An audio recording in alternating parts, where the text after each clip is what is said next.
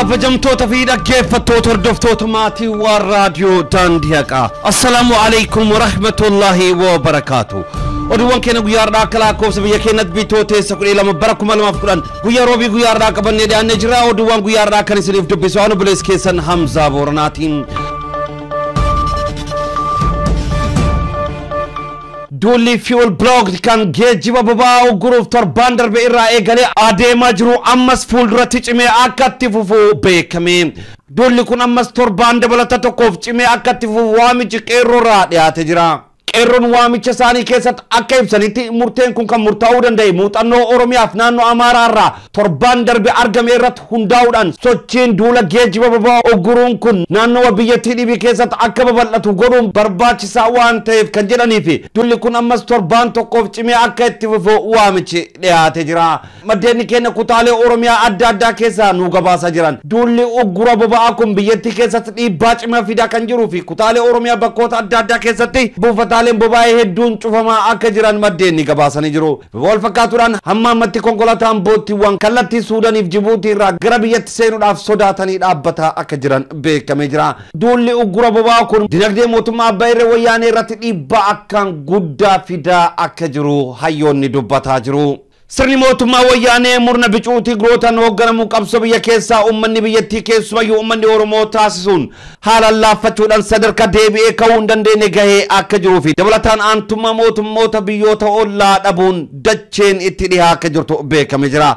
Wayyaaneen mormii jaba biyya keessaa kokkee ishee qabee jiru karaa maqsuuf mootummaan Eertiraa yeroo humnoota farra nageenyaa qindeessuun gara biyyatti ergeen nageenya keenya goolaa jiru jechuun himatus Eertiraan gama isheetiin mootummaa Itoophiyaa muddama keessa seeneef qaama alatti quba qaburraa rakkoolee jiran furuurratti haa xiyyeeffatu jechuun deebii kan kennite yommuu ta'u himannaan sobaa Wayyaaneen dhiyeessitu fudhatama hin qabu jechuun dhaamsa waan ofii bukeessite ofumaa tolfadhu of keessaa qabu Wayyaaneef dabarsite jirti.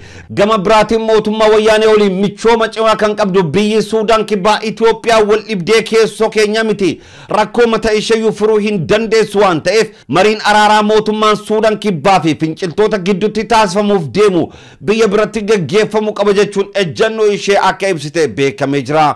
Walitti bu'iinsa waliinii biyya Suudaan kibbaa keessatti deemaa jiru ilaalchisuun yeroo garaagaratti mareen dhimma araaraa mootummaa Suudaan kibbaa fi finciltoota ilaallate biyya Itoophiyaatti gaggeeffamaa kan ture yommuu ta'u amma garuu mareen araaraa walitti bu'iinsa waliinii biyya Suudaan kibbaa gaggeeffamuu fedhu biyya Itoophiyaa jedhamtu keessatti gaggeeffamu akka hin qabne Suudaan kibbaa ifa taasiftee jirti. Akka dubbii himaan Suudaan kibbaa ibsatti biyya ofumaafuu okkoraan gaaga'amaa jirturraa araara barbaachuudhaan dhimmi araara keenyaa akka nu jalaa gufatu hin feenu waan ta'eef mariin keenya biyya Itoophiyaan ala jiran Keeniyaa, Ugaandaa yookaan Jibuutii keessatti akka gaggeeffamu murteessineera jechuun isaanii gabaafameera. Kallattii kibbaan kan jirtu biyyi Keeniyaa gama isheetiin hacuucca fi dhiittaa mirga mootummaa Wayyaanee lammiiwwan biyyattii irratti raawwachaa jiru furmaata argachuu akka qabdu miidiyaalee biyyattii irratti hayyoonni ciccimoon biyya Keeniyaa bahuudhaan tibba kan dubbachaa kan turan ta'uu gabaasuun keenya ni yaadatama. Keessumattuu yeroo ammaa kana uummanni keenya godina Booranaa magaalaa Mooyyalee irraa buqqa'uudhaan gara Keeniyaatti baqatee jiru dhiibbaa siyaasaa cimaa mootummaa Wayyaanee irratti fiduudhaan mootummaa Wayyaanee yeroo ammaa kana uummata keenya ajjeechaa irraa baqatee gama Keeniyaatti baqatee deebisuudhaaf yaalii kana hin jedhamne taasisaa akka jiru beekamee jira. Haa ta'u malee itti gaafatamtoonni olaanoon mootummaa Keeniyaa biyyattii san keessatti nageenyi waaraa hamma hin deebi'initti uummata kana dabarsinee mootummaa Itoophiyaaf kennuun akka rakkisaadha jechuudhaan dubbataa jiranii. Ajjeecha fidhaan humni raayyaa ittisaa uummata Oromoo irratti raawwachaa jiru ammas cimee itti fufeera. Ajjeecha fi hidhaan humni raayyaa ittisaa ilmaan Oromoo irratti gaggeeffamaa jiru cimee itti fufuun guyyaa dheengaddaa godina Qellem Wallaggaa aanaa Gidaamii gandaa Soo'ii Gammichee jedhamu keessatti humni raayyaa ittisaa ilmaan Oromoo irratti dhukaasa banuun dubree Oromoo maqaan ishii Galaanee Shaafee jedhamtu ajjeesuudhaan qeerroo Oromoo Mangistuu Hiika jedhamuu fi qotee bulaa obbo Lammaa Safaa jedhamu akka madeessan maddeen gabaasaniiru.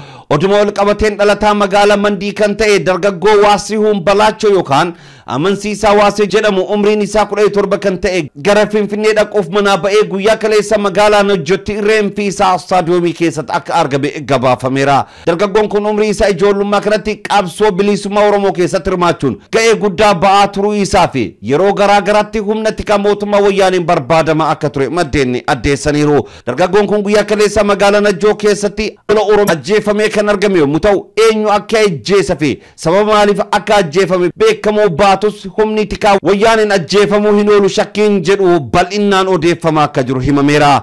Kun osoo kanaan jiru humnoonni raayyaa ittisa wayyaanee gola Oromiyaa magaalotaa fi baadiyyoota keessatti ilmaan Oromoo fi hayyoota Oromoo nagaan jireenya isaanii gaggeeffatan ukkaamsanii qabuun gara mana hidhaatti guuraa kan jiran yommuu ta'u, godinoota Harargee Bahaaf Lixaa, Jimmaa, Wallaggaa Bahaa, Qallam Wallaggaa fi Wallaggaa Lixaa keessatti hidhaan cimee itti fufee akka jiru maddeen raadiyoo Daandii Haqaa addeessaniiru.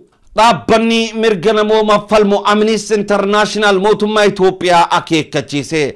Dhaabbanni mirga namoomaa falmu Amnesty International eega labsii yeroo muddamaa labsame booda mirga yaada ofii bilisaan ibsachuuf qaban itti fayyadamuun namoota lama kanneen mootummaa qeequun humna command postiin hidhaman hatattamaan akka lakkifaman jechuun mootummaa Itoophiyaa irratti ibsa akka baase beekameera. Dhaabbanni mirga namoomaa falmu kun labsii yeroo muddamaa hojiirra oole asitti namoonni lama barsiisaa yuunivarsiitii Amboo fi xiinxalaa siyaasaa kan ta'e obbo Siyyuum Tashoomaa fi waajjira haqaa Oromiyaatti itti gaafatamaa dhimma kominikeeshinii kan ta'e obbo Taayyee Danda'a mirga yaada isaanii ifatti ibsachuutti fayyadamuun mootummaa qeequu isaanitti yakkamuun waan hidhamaniif haal duree tokko malee akka hiikaman gaafateera.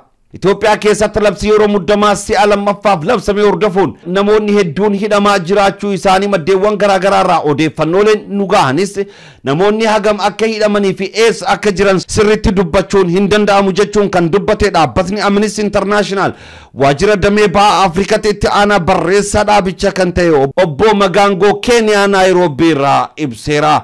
Dhaabbatichi namoota mirga yaada ofii ifatti bilisaan ibsachuutti fayyadamuun waan itti amanan dubbatan hidhaman akka hiikufi namoota murtii fi haqa tokko malee hidhamanii jiran gara mana murtii geessuun akka isaan haqa argatan akka godhamu yaamicha dhiyeessina jechuun ibsaniiru. Amnesty International obbo Siyyuum Tashoomaa fi obbo Taayyee Danda'aa bukaatowwanii fi maatiiwwan isaanii waliin akka wal argan akka taasifamu gaafateera.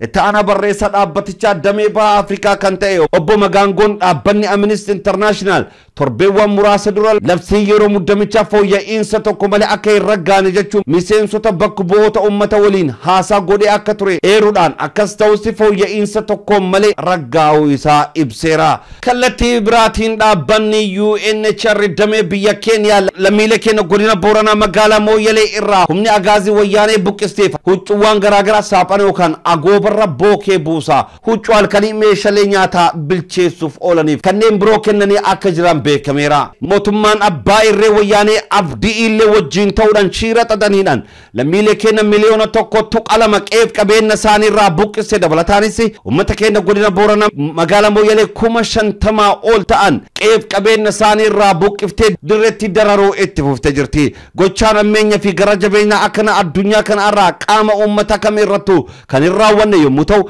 dhaabbileen gargaarsa garaagaraa lammiilee keenya Mooyyalee irraa buqqaaniif ga'a ta'uu baatus gargaarsa wayitaawaa gochaa kan jiran ta'us mootummaa federaalawaa Itoophiyaa jedhamuun beekamu irraa garuu gargaarsi takka illee godhamaa fi kan hin jirre ta'uun akkaan kan nama gaddisiisudha. Kun kanaan osoo jiru baqattoota ajjeechaa agaazii baqachuun Mooyyalee keenyatti baqatan keessaa dubartoonni 26 akka dahan beekamee jira. Akka ibsa fannoo diimaa keenyaatti Kenya Red Cross Oromoota ajjeechaa agaazii dhiyeessuun Mooyyalee Oromiyaa irraa gara Mooyyalee keenyaatti baqatan dubartoonni 600 ulfa ta'uu isaanii fi isaan keessa dubartoonni 26 akka dahan beekamee jira. Oduuwwan biyya alaarraatii nu dhaqqaban. Vladimir Putin filannoo Ruushiyaa bara 2018 injifachuun pirezidaantii Ruushiyaa ta'uun marsaa afuraffaatti filame. Filannoo pirezidaantii bara 2018 biyya Ruushiyaatti gaggeeffame pirezidaantii Ruusiyaa biyya bulchuutti jiru Vladimir Putinii fi morkataan paartii koministii Pavel Grudinii fi bakka bu'aa paartii naashinaalistii Vladimir Zirnoviskii gidduutti gaggeeffame sagalee filannoo qabxii waliigalaa 76 argachuudhaan Vladimir Putin tokkoffaa Pavel Grudinin sagalee qabxii waliigalaa 11.8 argachuun lammaffaa Zirnoviskiin sagalee waliigalaa 5.6 argachuun Putin injifannoo gonfachuun waggoota 6 deemaniif pirezidaantii Ruushiyaa ta'uun filame. Injifannoo kana booda Putin deeggartoota isaa mana Zenya Square iddoo Kremlinitti wal ga'an kuma hedduutti lakkaawwamaniif haasawa gabaabaa godheen warra sagalee isaanii isaaf kennan galatoomfate. Qabxiin filannoo kun hojii xiqqoo biyya tanaaf an hojjedhe salphat kan na agarsiise ture. Deebi'ee filatamuun kiyya abdii fi amanamummaa uummanni Ruusiyaa narra kaa'e galmaan ga'uuf cimee akkan hojjedhu na godha jechuun yaada kenne. Dabalataanis tokkummaa biyya teenya cimsuu qabna jechuun yaada isaa goolabee. Putin filannoo kan yeroo afuraffat kan mo'e mutau muummee ministeera ta'uudhaan marsaa lamaan Ruushiyaa bulchee jira. Gabaasni kan Al Jazeera News irraa argame ture. Mootummaan Turkii lammiilee Sooriyaa Afriin qubataniif gargaarsa midhaan toonii 30 dhiheesse. Mootummaan Turkii karaa gargaarsa dhaabbata Alal Khayrii tola ooliinsa Turk Disaster Relief Agency jedhamuun muslimtoota Sooriyaa duula waraanaatiin qabeenya isaanii irraa fottoqanii kaambii baqattoota Afriin keessa qubatan 170 ta'aniif gargaarsa midhaan nyaataa toonii 30 dhiyeessuun gabaafame. Waraanni Turkii lammiilee Sooriyaa paartii mormitoota Sooriyaa Free Syrian Army garun lammiilee Suuriyaa haleellaa waraana mootummaa Bashar al-Assad dheessuun magaalaa kaaba Afriin irraa baqataniif daawoo kennuun tumsa namooma kennuun hojii tola ooliinsa lubbuu muslimtoota Suuriyaa baraarutti jiru. Mootummaan Turkii duula Afriin kampanii jechuun lammiilee Suuriyaa gargaaruuf Janaarii 20 bara 2018tti waraana isaa magaalaa Afriinitti erge booda lammiilee Suuriyaa 170 ta'aniif deeggarsa midhaan nyaataa fi bishaan qulqulluu dhiyeessuun deeggarsa namoomaa kennaa jiru. Haa ta'u garuu lammiileen Suuriyaa haleellaa mootummaa Bashar al-Assad dheessuudhaan Afriinitti baqatan 250 akka ta'an kan ibsame yommuu ta'u deeggarsi dabalataa akka barbaachisu eeruun mootummaan Turkii kaampii baqataa Afriinitti ijaaruuf qophii xumuruu isaa dhaabbanni oduu Al Jazeera gabaase. Kabajamtoota fi dhaggeeffattoota hordoftoota raadiyoo Daandii Haqaa oduuwwan keenya guyyaadhaaf qindeeffannee qabannee dhiyaanne kana fakkaatu qophiiwwan keenyaaf wajjin turmaata gaarii.